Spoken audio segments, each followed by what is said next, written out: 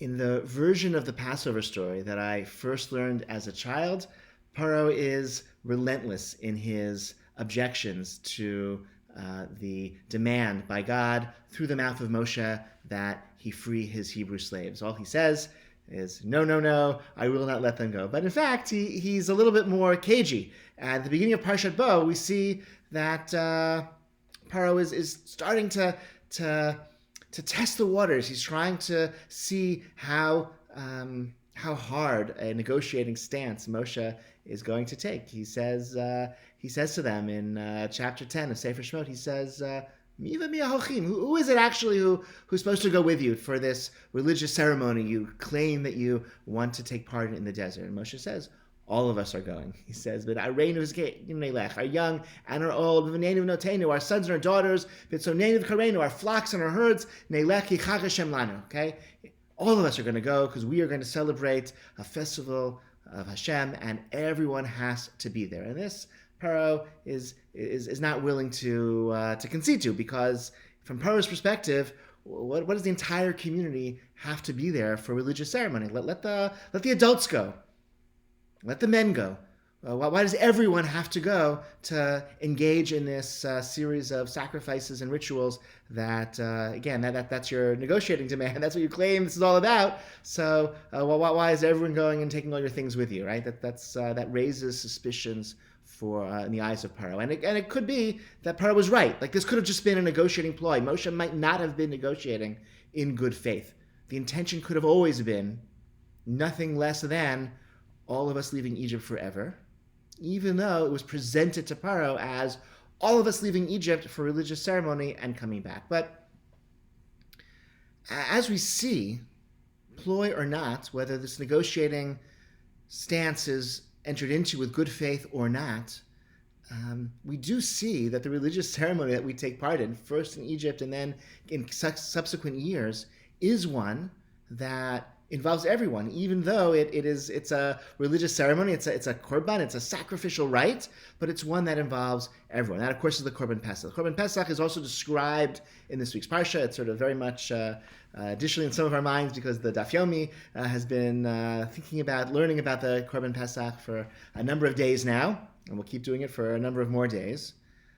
And the Korban Pesach is a strange kind of phenomenon. In some ways, it's like any other korban that would have been brought in the tabernacle or later in the Beit HaMikdash. It has all of the four avodot, the four rites of any other korban. There's the shchitat shechted in a ritual slaughter, then the blood is collected in a service vessel. The service vessel is walked over ceremoniously to the altar, to the mizbeach. The blood is applied to the mizbeach, to the altar in a very specific way, just like other korbanot. And it has some of the other rules of the other korbanot, like there's a prohibition against notar. You can't leave the meat of the Korban Pesach, the Paschal sacrifice, has to be consumed the night when it's first eaten. You can't leave the leftovers for a different day, and that's similar to the rules that we have in other korbanot as well. So it seems to be just like one of a whole series of sacrifices, animal sacrifices, that we find in the Torah and as embellished and described in the oral Torah as well. But there's a very significant difference between the Korban Pesach and other korbanot. The Korban Pesach, despite sharing many characteristics with the rest of the korbanot, with the broader framework of the sacrificial rite, it also is a korban that's eaten at home in the context of a family or in the context of a group of friends. In this way, it's really unlike the other korbanot.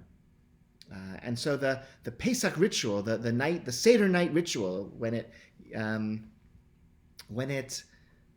included the Korban Pesach itself and included the Paschal sacrifice, was the migration of a religious ceremony of the sacrificial order from the temple, from the Mikdash, to the private home. And in fact, since the Korban Pesach was first eaten in Egypt, before we had gone to the desert, before we had built the tabernacle, long before the Beit HaMikdash was built, it's the original location for sacred rite, for sacred consumption of sacrificial meals.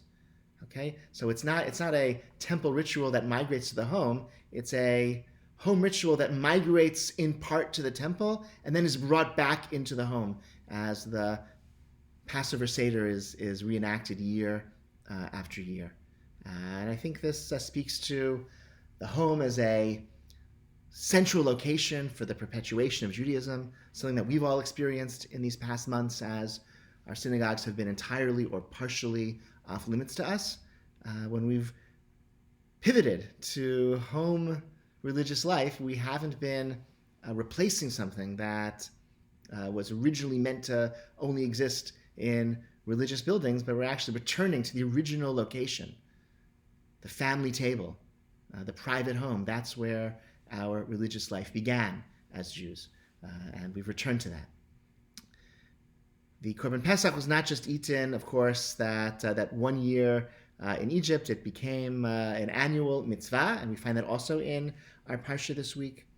And the annual mitzvah of the Korban Pesach, the Torah again tells us in this week's Parsha, is accompanied by this need to tell the story and to transmit the story of our Exodus, our foundational story as Jews from one generation unto the next. And so as the ritual is reenacted year after year in the home environment, it's done so in a multi-generational context around the framework of questions and answers. We find that all in Parshat Bo and then recapitulated later on in the Torah. And I think that theme of ceremonies and rituals that bring generations together, that renew and retell foundational stories, is very much in my mind in the aftermath of the presidential inauguration, which was very much not like a Hamish family Seder. It was very grand and public with lots of pomp and circumstance. I don't know anyone who has a marching band at the Seder.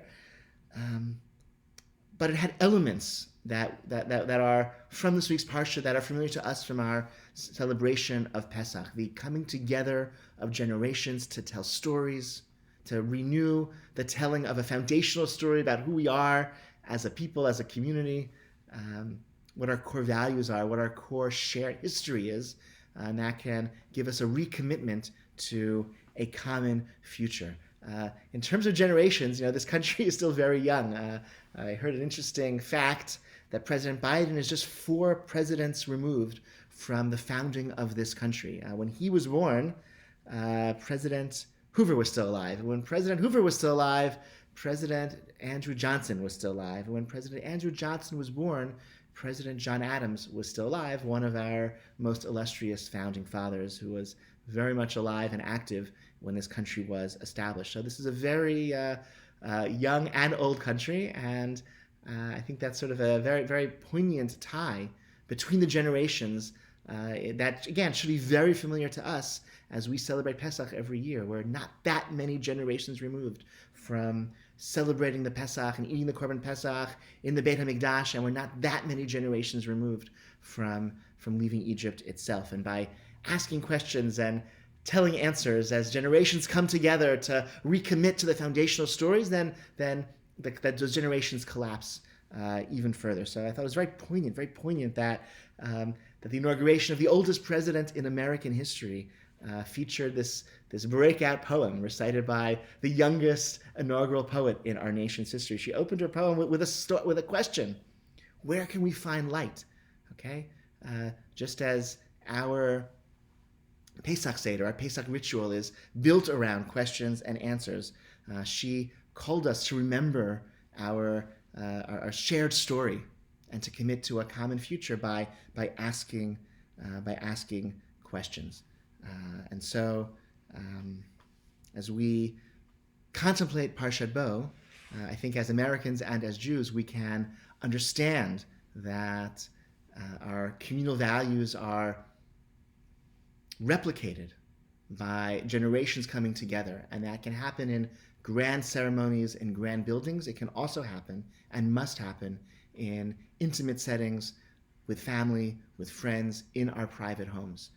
And that when we do so, when we ask questions of our elders, and when elders share their experiences with their youngers, when we affirm in private spaces and public spaces as well that the old stories are still our stories and become our stories, then a community can endure, can withstand all sorts of adversities, can thrive long into the future. I wish you all a Shabbat Shalom.